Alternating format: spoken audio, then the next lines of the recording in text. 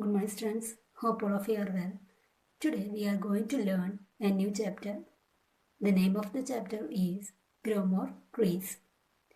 It's a story about to understand the importance of trees.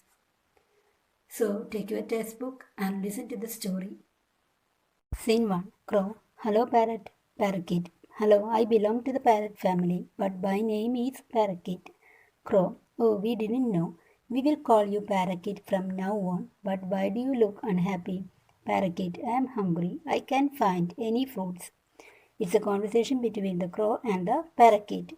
Here, the parrot says that he belongs to the parrot family and his name is Parakeet. The crow asks to the parrot, why do you look unhappy? The parrot says that he was hungry and he couldn't find any fruits to eat. Earlier, there were a lot of trees here. Now they have cut down all the trees to build apartments.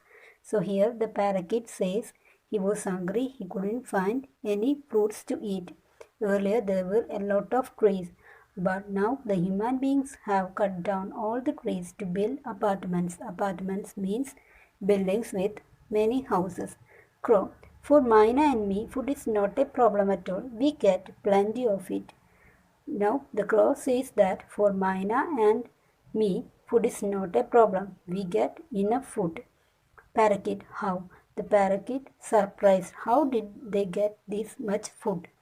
Mina, we feed on food thrown away by human beings. So the Mina says that we feed on food that human beings thrown away. Crow, since we eat the waste that people throw away, we are called scavengers. So they are called Crow and Mina scavengers. Why did they call scavengers?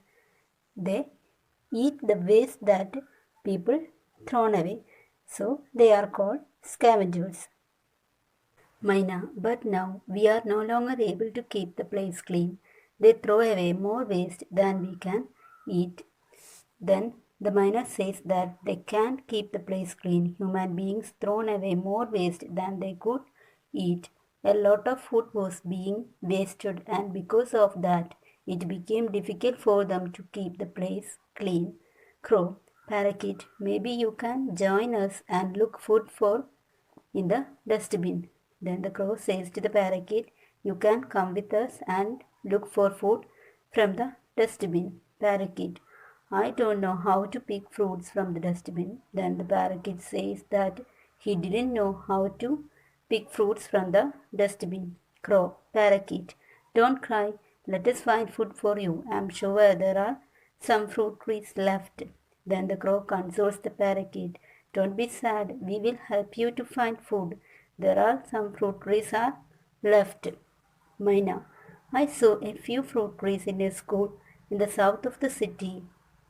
Come, let us fly to that place. Then the miner says, I saw some fruit trees in a school in the south of the city. Come, let us fly to that place. We shall go to the parakeet excitedly. Yes, yes, let us fly to the school quickly. Then the parakeet was ready to fly to the school quickly. Scene 2. They reach the school and find the fruit trees. Parakeet starts eating some red berries. Then the crow, Mina, and the parakeet reaches the school and find the fruit trees. Then the parakeet starts to eat some red berries. Mina, hello sparrow, do you live here? Then the Mina met a sparrow and asked the sparrow, do you live there? Sparrow, no, I have my nest under the roof of that building, but I overheard the human being said that they are going to pull down the building. I don't know where to go. Then the sparrow says that no, I have my nest under the roof of that building, but the human beings now going to pull down that building. Now I don't know where to go. Mina, building nest has become a problem for all of us. Crow, they cut down all the trees where I lived. Mina says that building nest for a problem for all of us. The crow also says that they cut down all the trees where the crow lived. Mina, crow was not in her nest when they cut down the trees, so she lost all her eggs. Then the miner says, when the human beings cut down the tree, where the crow lives. He was not in that nest, so she lost all her eggs. Sparrow, why don't human beings think of us when they cut down trees? Crow, they know that trees gives them shade and oxygen to breathe, yet they cut down trees.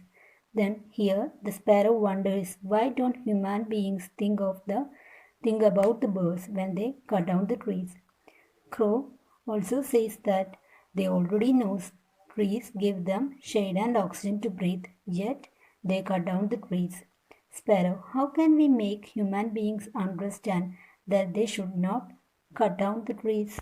Then the sparrow thinks, what is the solution for this? How can we make them understand not to cut down the trees? Crow, if we tell the children that cutting down trees is not good either for them or for us, they will surely listen.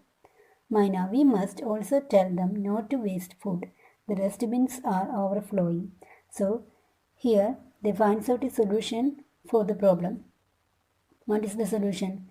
They should tell the children not to cut down the trees. It is not good for the birds and for the human beings. If we tell these things to the children, they will surely listen.